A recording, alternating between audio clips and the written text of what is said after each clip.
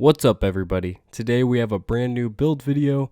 I held this one back a few days. Normally I release them on Saturdays, but I just felt like that was more respectful, the right thing to do. I have a video coming out this Saturday too for another build. So yeah, stick around for that. We're on warlock today. I thought about doing a strand build with necrotic grips, but everyone's kind of doing that right now. So instead I pivoted and we're going to be on voidwalker warlock with a Nezarec sin.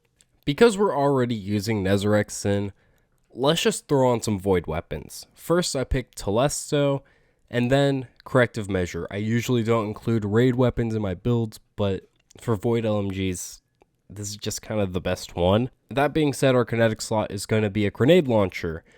I suggest you use concussion grenades on it. I didn't have them on the one I used because I just didn't grab my ignition code. But hey, kinetic grenade launcher is kinetic grenade launcher. We're running double special here and it's going to be just fine. Don't worry about it. Then for our subclass, we're going to use chaos accelerant and feed the void for our aspects. And since you're probably wondering, for chaos accelerant, you can use whatever you want. I went with magnetic grenades because I just want to have some fun with handheld supernovas. And then we're going to get into our fragments. I went with expulsion, instability, and persistence.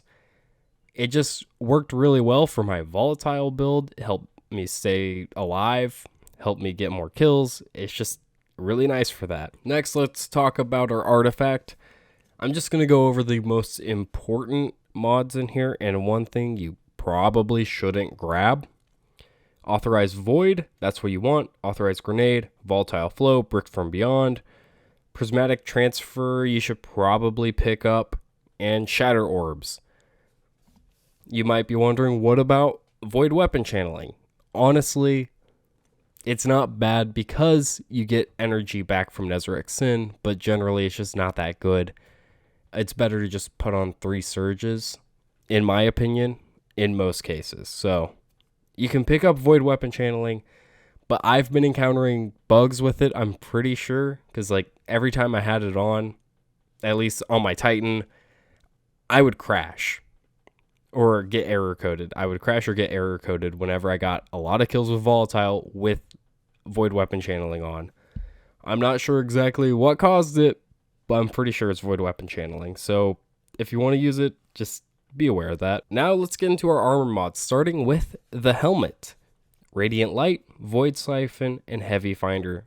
Those are going to get you what you need. You get more heavy ammo so you can actually use it like a primary. You get Void Siphon, meaning you get Orbs of Power, which means you get Volatile Flow. And then Radiant Light, you should be supering a lot because of Nezarec sin, so you might as well give anyone with you armor charges. On our arms, we have Void Loader because we're using 2 void weapons, so this is going to help us reload more. And I use an auto-loading grenade launcher, so I didn't have to reload that in the first place. And then Grenade Kickstart. Throw out a handheld supernova, maybe get it back, or mostly get it back. On our chest piece, you should probably run some resistances. I didn't. I ran charged up. Didn't really need to. In retrospect, go grab a resistance instead, depending on what you're doing. Probably sniper. Snipers are dealing a lot of damage right now. Emergency reinforcement and void reserves. That's what I ran. Void reserves, of course, is going to give us more ammo in our Telesto, which is our boss damage. Believe it or not, it's pretty solid at it.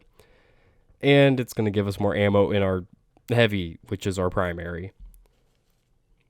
Then for our legs, I put on 3 void weapon surges, and that's part of the reason that you don't need void weapon channeling.